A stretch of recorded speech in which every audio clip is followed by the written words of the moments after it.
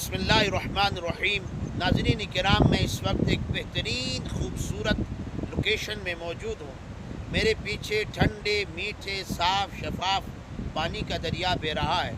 میں نے سوچا کہ اس خوبصورت لوکیشن میں حضرت عثمان غنی رضی اللہ تعالی عنہ کی عظمت و شان کے حوالے سے چند کلمات بیان کیے جائیں، اس لیے کہ ماہ ذی الحجہ رواں دواں ہے اور ماہ ذی الحجہ کی 18 تاریخ کو حضرت عثمان غنی رضی اللہ تعالی عنہ کو شہید کیا گیا تھا۔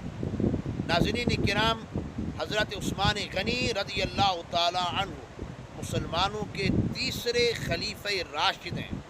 یوں تو آقا دو جہاں صلی اللہ تعالی علیہ وآلہ وسلم کے تمام صحابہ عظمت والے، فضیلت والے، شان والے ہیں، لیکن کچھ صحابہ وہ ہیں جنہیں وہ عظمتیں ملیں، وہ فضیلتیں ملیں، وہ شانیں عطا کی گئیں، وہ خاص اوصاف عطا کیے گئے جو خاص اوصاف، جو خاص شانیں کسی اور کو عطا نہیں کیے گئے۔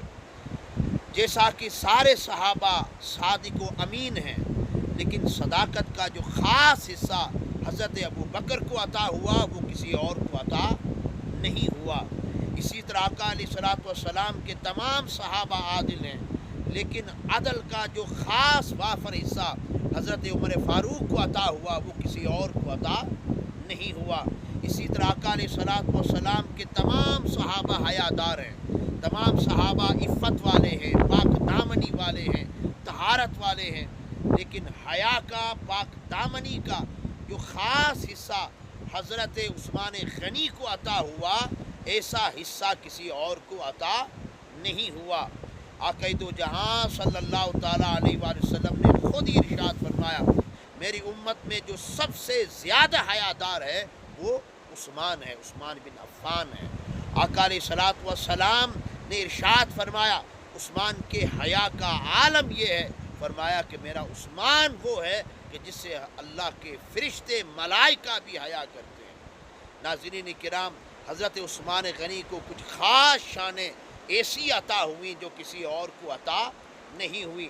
اس خاص شانوں میں سے ایک خاص شان یہ عطا کی گئی، حضرت عثمان غنی وہ واحد صحابی ہیں کہ جن کے عقد میں تاجدار کائنات کی 2 صاحبزادیاں یکے بعد دیگرے آئیں، اور علماء کرام نے بیان فرمایا ہے کائنات میں کوئی شخص ایسا نہیں ہے سوائے عثمان غنی کے کہ جس کے عقد میں کسی نبی کی 2 صاحبزادیاں یکے بعد دیگرے آئی ہوں۔ اسی طرح آقا علیہ الصلوۃ والسلام کے تمام صحابہ فیاض تھے، سخی تھے، عطاؤں والے تھے، لٹانے والے تھے اپنے اموال اللہ کی راہ میں، لیکن جو مال حضرت عثمان غنی نے جس فیاضی کے ساتھ لٹایا، آقا کے قدموں میں نچھاور کیا، ایسا منظر ہمیں کہیں اور نظر نہیں آتا۔